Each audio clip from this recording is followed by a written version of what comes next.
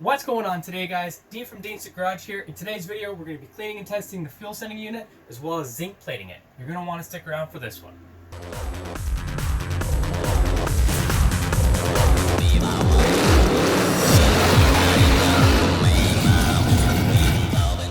Hey guys, in this video I'm going to show you how to check resistance on your fuel sending unit so it's sending the proper signal to the fuel gauge inside the car. I'll show you how to clean it up, and I'll show you the wrong way on how to clean it up. And if you do it that way, hopefully you don't, but if you do, I'm going to show you how to zinc plate it to prevent further corrosion. Check it out.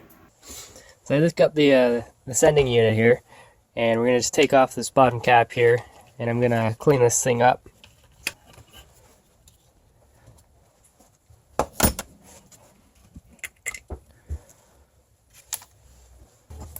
But as you can see, I got a bit of junk in there I'm going to want to clean out. So just run the hose to that, get that cleaned up, and we're also gonna get the strainer and this guy cleaned up as well. Okay, before I send this sending unit back into the car, I'm gonna test to make sure that it's reading correctly.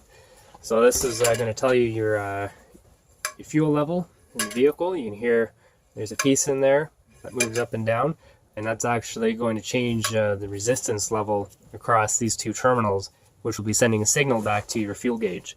So we're just going to measure the resistance across here, and there's a good article on Clark's Garage that will tell you what the resistance level should be. You can actually do this test in the vehicle, but it's only effective if you really know how much fuel you have in your car. So it's good to do this test out of the vehicle. Then I can test the measurement with the piece all the way at the bottom. Then I can just flip it upside down, and then I can test it with the piece all the way up at the top and see what our resistance levels are. So I'm just going to do the test first down at the bottom, set the multimeter to ohms test, and we're just going to put our meter across terminals G and T. Now in your vehicle it might be labeled something else, but it'll probably still be these two pins here. So we're just going to measure that here, and it should be, I think, 63 or 67, something like that. So yeah, we've got 63.7 ohms, so that's good. That's showing that the vehicle would be low on fuel at that point. And then we're going to move the piece that's inside here all the way to the top, just by flipping it upside down. Then we're going to measure here again, and I think it should be 2.7 ohms. So we got 2.5 ohms across there, which is good. So here I'm just going to check the resistance as I move the sensor up through the chamber here, just to see if we're getting a smooth, consistent measurement. So as you can see, the resistance is slowly going down as I'm shaking that ball down inside here. So we're just moving further down the chamber, and the resistance is slowly dropping. See, I've got it up here on an angle. Oh, we just dropped it all the way to the bottom. So yeah, we're getting our 2.7. I'm going to slowly go the other way. As you can see, resistance slowly going up, which is just imitating the fuel level, getting lower and lower.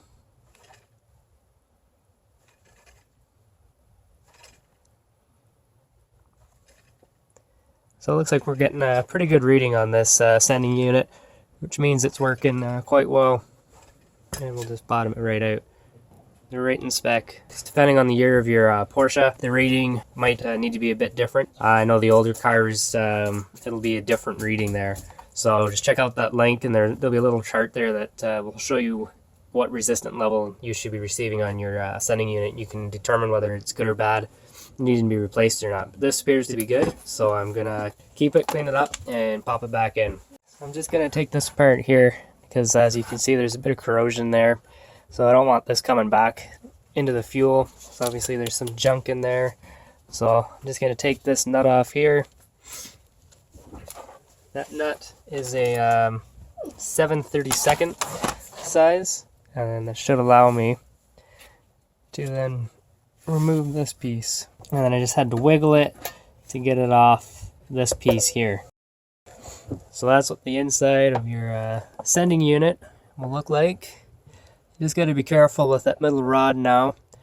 because there's a plate that slides up and down on the post that's in there, and there's very small wires in there that are measuring the resistance of that plate as it slides up and down. So just be careful that you don't knock this too much, otherwise you could break it and then you're replacing your whole sending unit. So as you can see, this tube right here, it's rusted all to hell inside, so I'm going to try and get that rust cleaned up the best I can. It's on both ends, so this is the same tube at the top end. It's also very rusty inside there. So I'm going to just try and soak this in vinegar. Hopefully it cleans up that rust and doesn't ruin anything in the process. And I've just got this tray here that I'm going to let this sit in, and we're going to let it soak.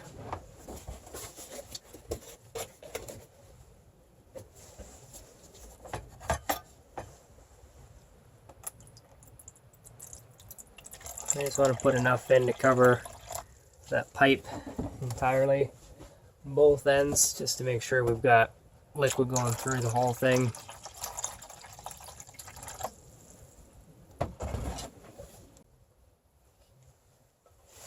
And as you can see, we already got some rust letting go there, coming out of the pipe. So I'm going to let this sit, I don't know, maybe for a day or two, and hopefully we can get that rust flushed out of that. Okay, so I just gave these parts a good rinse down outside. I'm just going to clean them off a bit. And it really doesn't take much effort. All I did for this here was just sprayed it with some water and wiped it down with a rag, and now she's pretty clean. And that's ready to go back on the fuel sending unit once that sits and gets some of the rust off in the vinegar. I'm going to give this guy another rinse. Now before we dip this, we just want to remove the tube surrounding the mechanism, and after the black plastic end cap was removed, the tube actually just pulls off. Alright, so we're in our furnace room here with my assistant. She's helping stir the Epsom salts into the vinegar. She's doing an awesome job. Almost completely dissolved. Good job, Lakey. Thank you for your help. And I've got our little tray here, as you can see. This is going to be our tray where we're going to bathe the fuel sending unit in the vinegar and Epsom salt bath. And we're going to be re-zinking this unit, because I did a good number on it. Taking off the finish, as you can see on the bottom side there. So I've got this little bath here, and we're mixing up our vinegar Epsom salt. And then we're going to be charging up 3 volts worth of electricity just off these batteries here. And we're going to be hooking them up, the positive leads, to this piece of zinc that I bought off Amazon. So after we charge it up, we're going to let it sit for 10 or 15 minutes in the bath. We're going to pull it out, probably scrub it a little bit, and we're going to set it back in the bath. So to make the mixture for the zinc plating, you want to mix Epsom salt and vinegar. So you mix 1 liter of vinegar with half a cup of Epsom salt, and you can move that up or down, just change your mixtures equally. So if you wanted to do a bigger bath, you could do 2 liters of vinegar and a cup of salt, and you want to use the Epsom salt, and just mix that together. You want to make sure all the salt crystals are dissolved, and then you just pour that in the bath, and then you get zinc plates, hook them up to the positive side of batteries, and you want to hook your negatives up to the actual device you want to take on the zinc plating. And so I've got my wires hooked up to my batteries. These are outputting 3.2 volts. So I've got a white and a red lead going down on the positive side, and I've got them hooked up in series here. And then I've got my green and my black hooked up to the negative side. So then I've got 2 ends here, and I'm going to cut the piece of zinc that I have, and I'm going to run it to either side of the tank here. And I've just got to twist it together right now because I was just testing to see how much voltage I had across both wires. We're ready now to pour our solution in here. I put this piece in here just so the pipe can rest on it, and then the fuel sending unit will be pretty much straight sitting in this pan here. So you're going to pour this in here. Before you guys do this too, you're going to want to make sure you degrease the pieces and then rinse them with distilled water. So I'll be doing that with this piece. Okay, so I got my piece of metal here. I've just wrapped the negatives around it, And I've got my pieces of zinc with the positive leads just taped on here. It doesn't need to be anything fancy, it just needs to be making contact.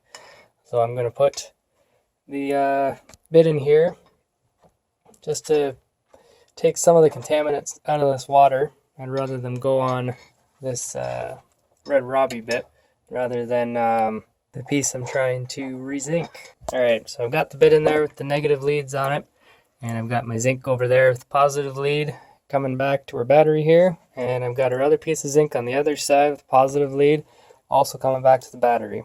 So just got it wrapped underneath here just because it's helping hold it in place a little bit. You can see the bit starting to bubble up because the reaction is taking place and it's starting to take on a bit of that zinc. So we're just going to let that sit for a few minutes, take some of these contaminants out of here, and we'll pull out the piece, and then we'll work on the actual piece, our fuel sending unit piece, and we'll finish this off. My assistant here again. Hi. And we're going to pull out the bit here and see what it looks like. You know, yeah, she's definitely taking on the zinc coating. I don't know if you can tell, but she definitely has a bit of a shine to it now. Now I could probably leave that outside and that's never going to rust. That's the beautiful thing with zinc coating. So we're going to unhook this, and then we're going to hook up the fuel sending unit and drop the fuel sending unit and let her zinc away. Okay, so we got our piece in there, and you can see the reactions taking place again. See right there, it's bubbling up. Now I don't really know if that's the reaction of the Epsom salts and vinegar or what, but I do know that when I did have the soaking in vinegar before, it wasn't doing that. So that probably is the electricity being put in here by these two plates, these zinc plates. And yeah, it must be, because as you can see, there's quite a bit of reaction going on down here, but not too much going on here in the middle. But I bet if I move this plate to the middle, we're probably going to see some more reaction. Yeah, there you go. Now the metal's reacting. You can see the end here isn't doing very much. So if I move this plate down here again, you'll see this end starting to react right away. So I am going to have to move this back and forth just to make sure I'm getting everything hit here properly. You can already see that this bar is starting to turn silver rather than being that the brown color it was when I first placed it in here. 2 10-minute baths is all your products need. So we'll see what it looks like after another 10 minutes in here. Okay, so it's been in for about 10 minutes now, and it's already looking pretty good. You can see the metal starting to turn here. A lot of the rust has come off. Still a fair bit in there though. So we're definitely going to have to attack in there a fair bit. They say in between baths that you should scrub it down. So I got a pad here. I'm going to scrub it down a bit, and then we're going to soak it again. So we got round 2 going here. I got the zinc plates just kind of moved here because I really want to attack this top piece on the underside. It was pretty bad. Hopefully we can get moving on that a little bit.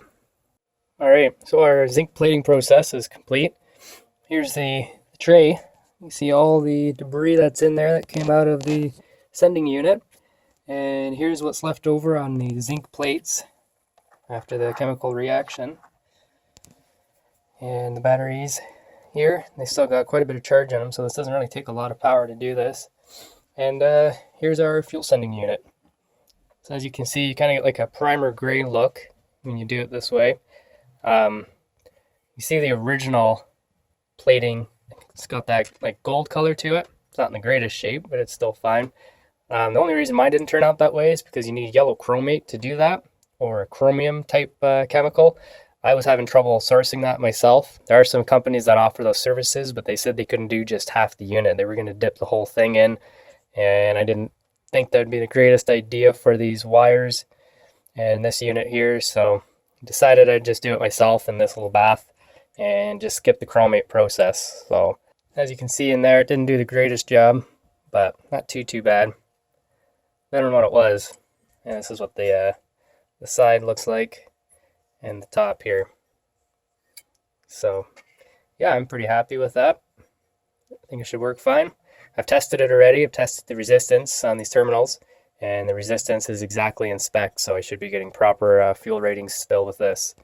Now inside the tube was a real bitch. I couldn't really get in there to clean it up. I used a bunch of Q-tips here to clean it out best I could, and each time I seemed to put a Q-tip in, they were coming out dirty. I rinsed in there with a bunch of distilled water, ran quite a bit through there. The water comes out clean now, but each time I put a Q-tip in, still came out dirty, but only so much I can do. Yeah, so there it is. Now we're going to reassemble it. Alright, if you wanted to make this a little bit shinier, like if you're doing a piece of metal that's going to be maybe exposed, and you want it to look a bit nicer, you can actually take steel wool, and you can scrub it down really good with the steel wool, and you can get it to shine up actually pretty well. I took a little bit of steel wool to this just to kind of make it a little bit shinier, but I didn't go too aggressively on it, because I don't know how much of the coating it takes off, if it really takes any coating off. I saw a couple videos where the guys were doing it. It made it look pretty good, and they said it's still fully protected. So if that's something you want to do, you can go right ahead. But I'm not going to bother doing that. This is just going in my fuel tank anyway, so I'm not too concerned. So I'm going to start to assemble it.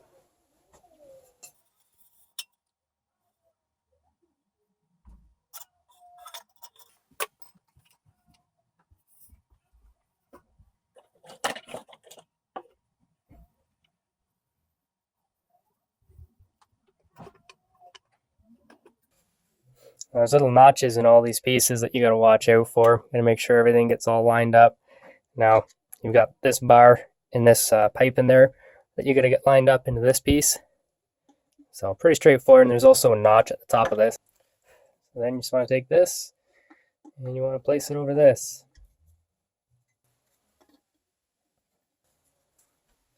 There you go. And then you just want to start putting your nuts and washers back on. I also zinc coated these as well, just because they were pretty rusted, because they also got hit with the vinegar. And this is a 7/32 size nut. So you don't want to tighten that up too much, just being plastic and all. Then you take the bottom piece here. I don't have the technical names for any of these parts.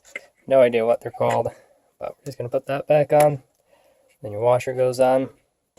Now when I took this apart, I did notice that there was some Loctite on here. Now red was on there. I don't have red. So I'm going to use just a little dab of blue Loctite.